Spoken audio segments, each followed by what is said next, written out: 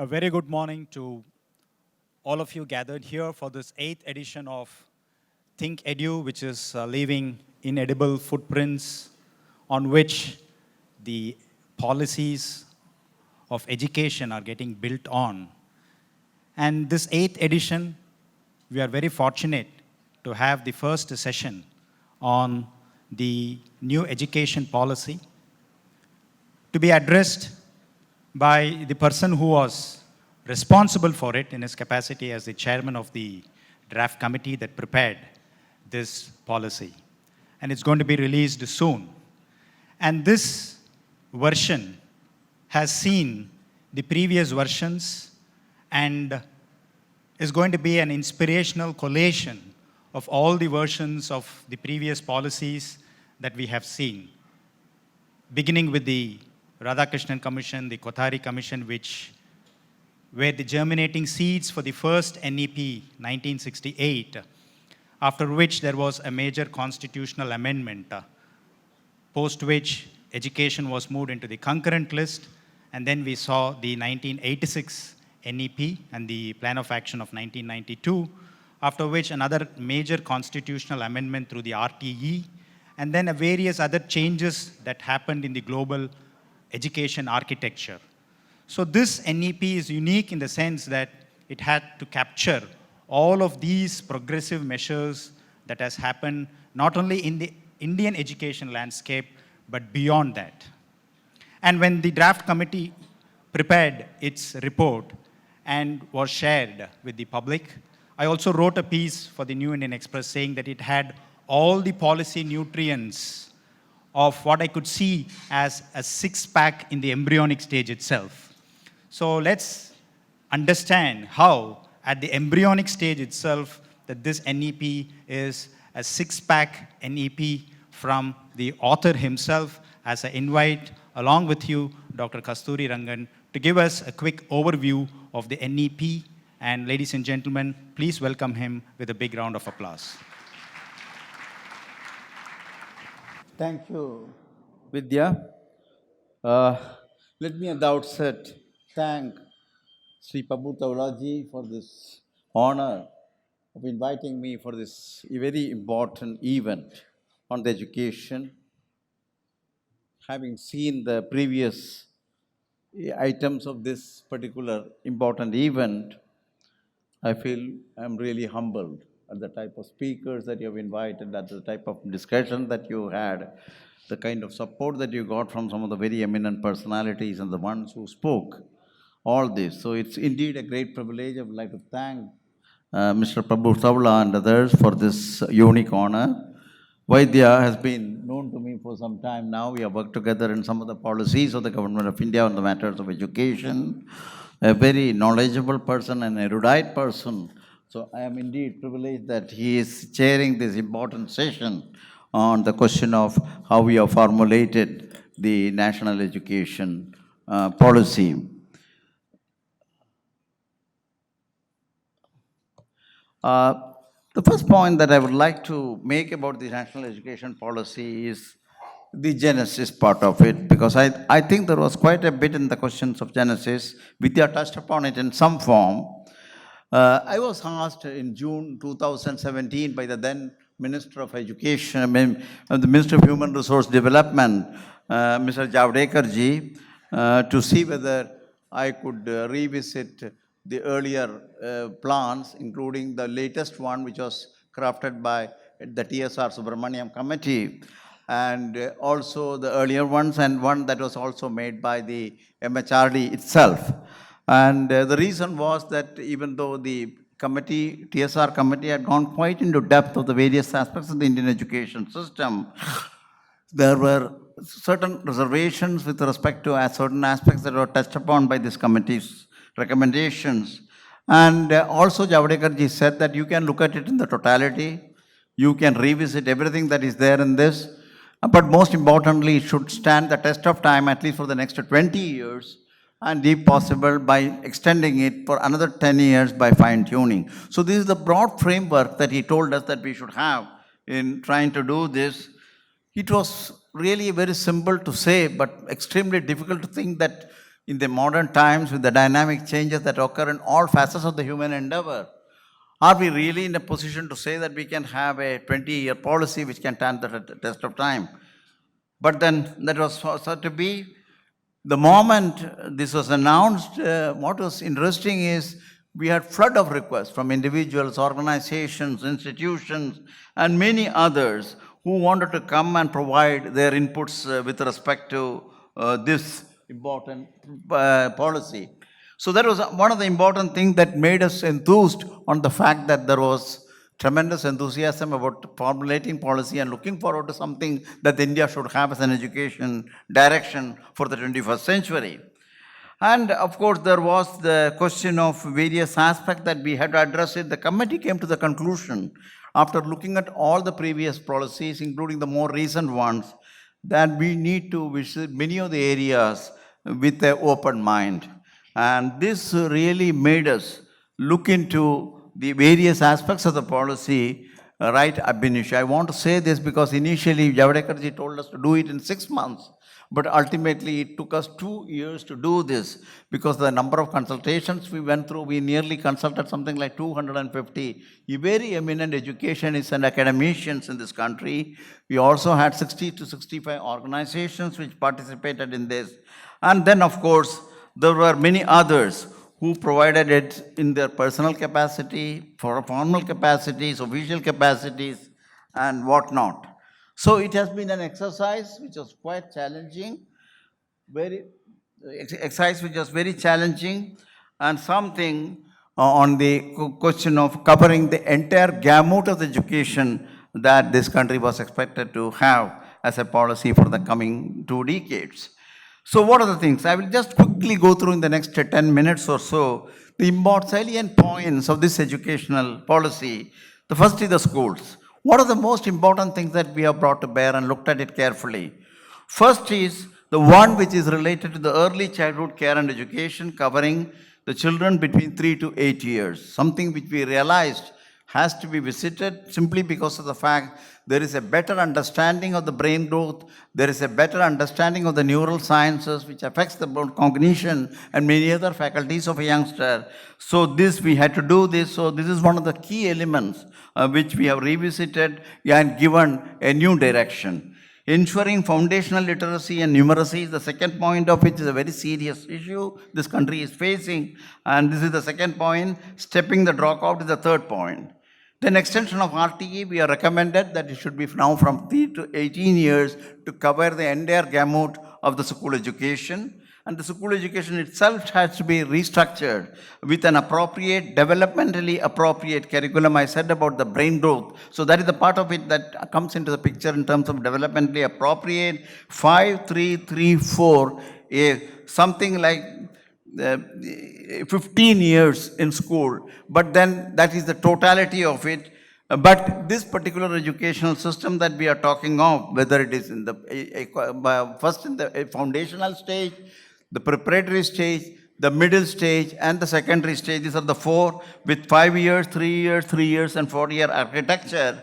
It proposes no distinction between curricular and extracurricular, co-curricular, arts and science, vocational and professional. We knew that the early part of school education itself should have something holisticity about the knowledge that the children have to acquire. The new national curriculum framework has to be accordingly revisited or even redone. Central role of teachers is something which we knew that central teachers are going to play the central role on this whole thing of school education. We need to bring them into a recruitment process, professional development. We have addressed this in great detail. School complexes is another thing. Once you try to talk of an integrated education, a holistic education, you need several areas, several disciplines, and you also don't have boundaries with regard to curricular, extracurricular, co-curricular. So we have suggested complexes simply because of the fact the existing institutions, if you really look through in the country, you can see most of them are working on a suboptimal basis. So you need to have a support for teachers and provide shared resources.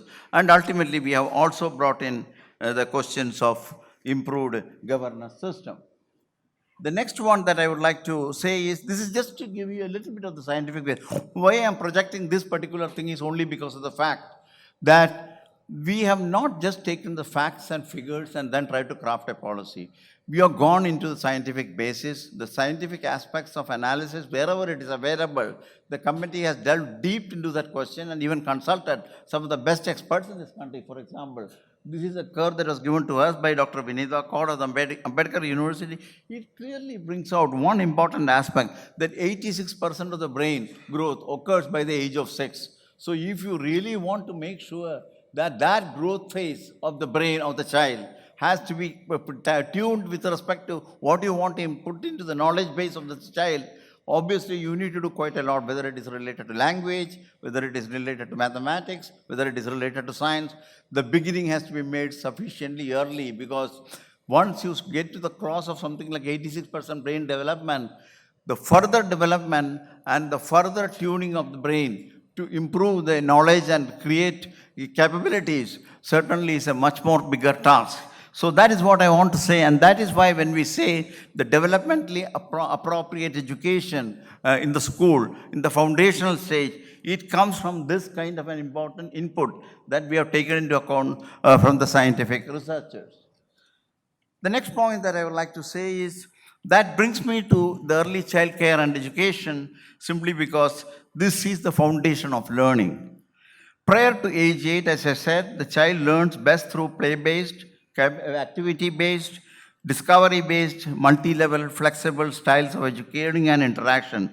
They do not follow the linear age-based educational trajectories. This is very central to the concept of bringing in the question of how do you create a flexibility in the education in this period, and not to have a linear trajectory on the assumptions of which we try to teach the children, which they are not capable of picking up in many cases. Around this age, children begin to adopt naturally to the more prescriptive learning. This is around this age. Learning, indicating that teaching learning processes can transition to a more formal style, using basic textbooks, teachers, and so on. And this is the kind of school readiness that is critical to the child's success. A key reason for the policy to have 3 to age group as a single foundational stage, a major deviation from the existing school system. By grade 5, the policy aims to achieve foundational literacy and numeracy. This is possible only because of the fact we have got this foundational aspect here. And then we have also brought in some new concepts. How do we create the compensate for the inadequacies in the process of learning? The process of learning and the corresponding inadequacies are not because of the fact the child is falling in love. The growth pattern of the child up to the age 8 is not same for all the children. So you need to correct that particular in unequal learning that happens in that trajectory. And that's why we have tried to see we can create new systems like creating national tutors, remedial instructional aides, social workers, counselors. So these are some of the things that we have specifically recommended, something which has not been a part of the school education so far. And this is critical to ensure that nearly 10, I want to say the seriousness of the problem, especially when it comes to the foundational literacy and numeracy. Nearly 10 crore of more students may fall out of the learning system in this country by 2025 if we don't address this important area. And of course, closely aligned to this is the question of language learning. The 3 languages that we have recommended is not for any other reason than the fact the children is able to pick up language capability in that particular period because the brain growth is there, the regions of the brain which is on cognitive sciences, cognitive and neural aspects of it, they are most appropriately tuned to grow, absorb, and also try to expand its capability in the process of trying to turn the language up to the age of 8. So we need to make sure that the language is given prominence in that particular context. Now on the higher education, what is important that we have tried to address is autonomy of the higher educational institutions. There are many things that one can discuss about it. Our whole idea is to provide a broad-based liberal education at the undergraduate stage, integrate professional education into the mainstream. This is an important thing because currently it's all segmented. Mainstream vocational education into schools, colleges in collaboration with industry and stakeholders, and also provide flexible length for the undergraduate courses as well as the postgraduate programs. So, and making enlightened use of technology. This, I don't have to go into the details here, but we have done quite a detail of what areas currently the technology can play a critical role. And of course, there are the disruptive technologies that are coming through 4G, a question of artificial intelligence, that is another aspect of it. Then we are also making sure that there is a National Research Foundation which will pep up, which will just fortify the research program, particularly in the state level universities, 800 to 900 of them. I'll come to that once more. And National Education Commission is a structure that we have recommended, and we think that we have to create an institutional memory and to ensure that the policy is responsive to feedback from the implementation, which could extend to 10 to 20 years. Then we go to the why we have emphasized in the undergraduate education, the liberal education component of it. The liberal education explores the remarkable relationship that exists among the sciences and humanities, mathematics and arts, medicine and physics, and more generally, the surprising unity of all fields of human endeavor. This is something which is very critical, which has never been seen in that perspective, but which has been a part of our ancient tradition, if you talk of 64 kalas and things of that kind. Liberal education helps the development of the creative and artistic side of the personality on the one side, and the analytical abilities on the other. The national policy recommends the introduction of liberal education at the high school level and at the undergraduate level. A comprehensive liberal education that develops all the capacities of human beings, intellectual, aesthetics, social, physical, emotional, and moral in an integrated manner. Now let us go to what is this liberal education that we are talking of in the undergraduate. We propose that the liberal education will be the foundational component of all the undergraduate education, which includes, that means you take the knowledge in a holistic way, integrated way. The 4-year undergraduate education will be introduced in order to create a space for student choice.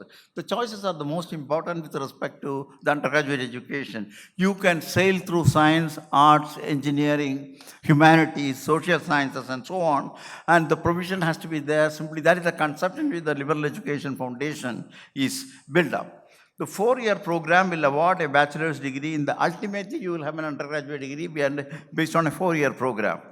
Existing 3-year degree program will continue. They will unbundle, the subject combinations can be unbundled. Both 3 and 4-year programs can optionally lead to honors. The whole idea is that the student will be able to exit also, importantly, in the undergraduate, either in the first year with a certificate, second year with a diploma, third year with a degree, and if you do also research, in the 4th year you get an honor. So this is the broad thing. Integrate also the vocational subject as a part of the undergraduate education in the higher education institution. Now I come to the most important aspect of it on the other side of the higher education, which is the National Research Foundation. I don't have to say much about the National Research Foundation's importance, because currently the university system, especially the state university system, are in pathetic condition so far as the research is concerned. We need to certainly inject a fresh dynamism into the question of research in the university system. Research and innovation, of course, I don't have to say here, the knowledge creation is central to growing, sustaining large and vibrant economy. All I can say is European Union in the late 2000, their gross productivity increased almost, were accounted for and traceable to research and innovation almost up to 60%. 15% of the growth pattern were ascribable to research and innovation. America, the American Physical Society, in a single subject like physics and applied physics, they created something like $1.3 trillion through the industry in terms of a wealth, which is almost 12% of the American productivity gains. So you can see the importance of the research and innovation in the context of economy. And currently, as you know, Prime Minister in the recent Science Congress mentioned about the fact that the science and technology has to contribute to the national GDP and to the 5 trillion economy. Certainly, this is the kind of a thing that we should now target. And you need to bring in this concept of a strong research base in this country. And so what we have recommended is a very high highly empowered system with high finances, which will subject the requirement management to fund research through a competitive peer review based subjects, building research ability in the academic institution, especially academic institution where we have to build the research, we have to seed the people, and we have also seed activity, and also bring in experts from outside to do this and help the mentorship and this kind of it, and creating beneficial linkages between researchers, government, and industry. And we will do this in, at least to start with, in 4 subjects, that is science, technology, social sciences, arts, and humanities. Sorry.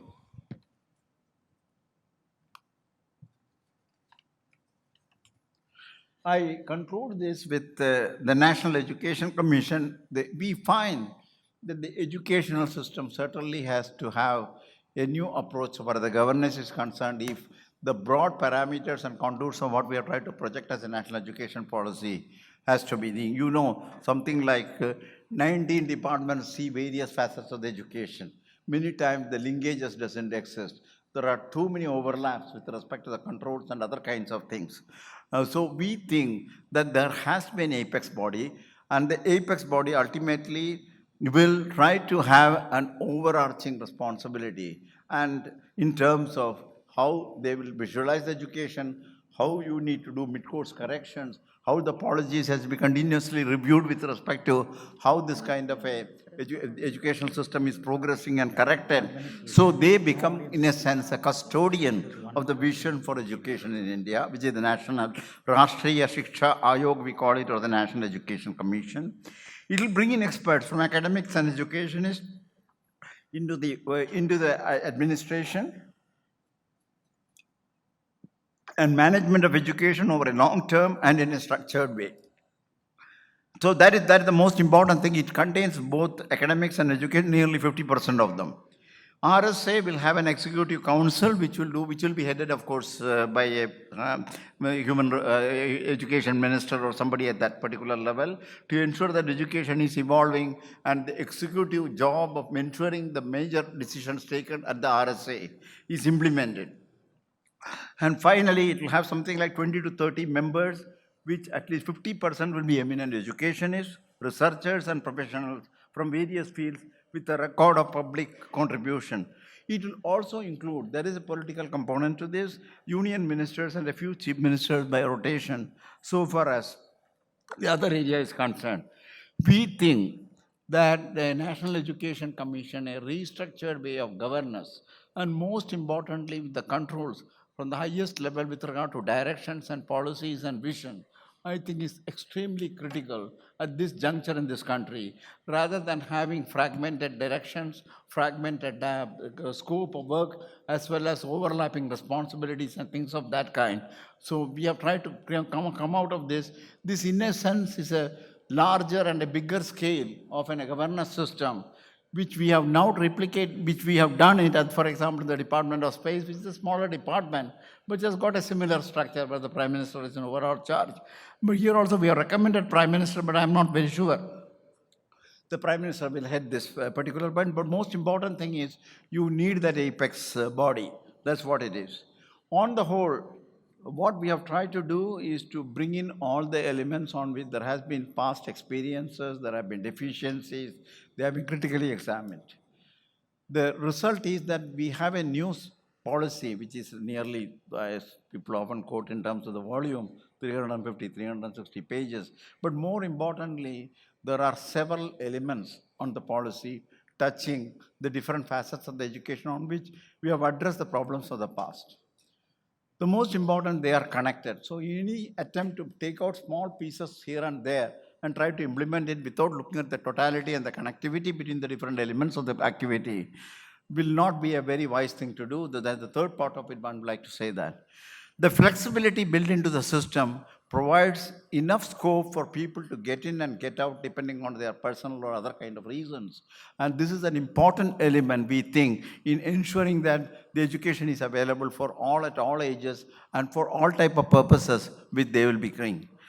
And obviously, when this kind of a policy comes in, there are very strong feelings of whether we can do it or not. Same question was asked to us 50 years back when we started space program.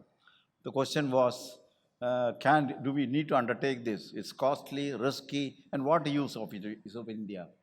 At that time, Sarabhai said that it is not the question of whether we should undertake the space program or not. The question is, can we afford to ignore it? I think the same message comes to us in education. Currently, it is no more the question of whether it should undertake a major transformation of the education activity. The question is, can we just go the routine way? Can we go through the regular way and then try to achieve things the world we are going to witness is going to achieve in the coming years? India cannot be left behind. I think the challenge is there. The challenge is what makes it exciting.